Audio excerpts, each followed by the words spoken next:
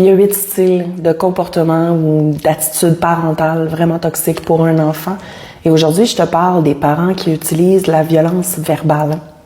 Ma capsule s'inspire du livre « Les parents toxiques » de ma collègue Suzanne Forward. Je suis Dr Véro, psychologue spécialisée dans les troubles de la personnalité et les troubles relationnels. Donc, lorsqu'il y a présence de violence verbale au sein d'un milieu familial, plusieurs besoins affectifs de l'enfant sont non comblés. Il y a différentes formes de violence et de propos et différents degrés, puis tout ça va varier en fonction de la teneur des propos, la fréquence, l'intensité et à savoir si le reste des besoins sont comblés ou non. Il n'en reste pas moins que la violence verbale, c'est tout aussi souffrant et parfois plus que les autres formes de violence, puis qu'elle laisse des traces indélébile. La violence verbale peut donc prendre plusieurs tangentes, dont notamment des insultes envers l'enfant, des menaces, des cris incessants, des propos dévalorisants et écrasants ou des critiques humiliantes qui minent la confiance de l'enfant. Il est facile de s'imaginer comment l'enfant peut se sentir non comblé au niveau des besoins d'amour, de valorisation et de sécurité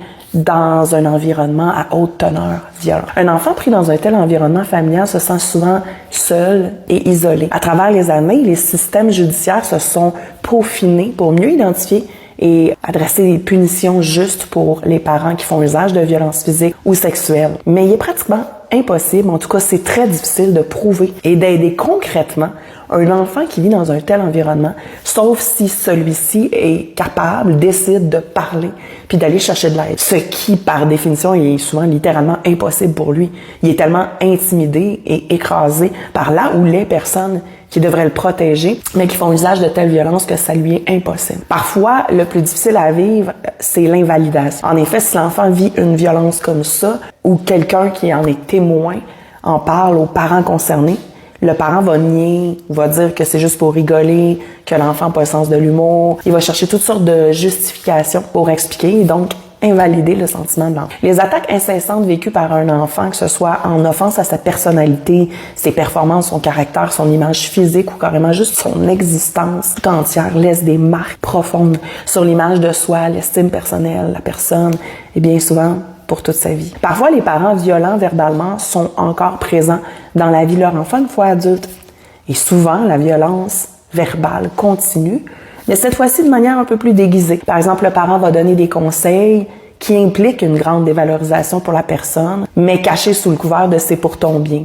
Et ça aussi, c'est très aliénant pour la personne. Les adultes qui ont eu une enfance comme ça ont souvent des relations interpersonnelles toxiques, où l'autre personne perpétue cette dynamique de violence verbale envers eux ou vice-versa. L'estime de soi est donc souvent très affectée et des soins, des thérapies, des traitements vont être nécessaires pour pouvoir s'en sortir indemne, pour guérir ces blessures-là. Parce que tristement, quand un enfant reçoit des commentaires violents toute son enfance à propos de lui-même, il introjecte ces mots-là.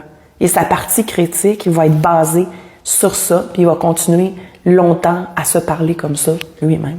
Rejoins-nous sur mon groupe Mère, mieux être en relation, où on continue de parler des parents toxiques.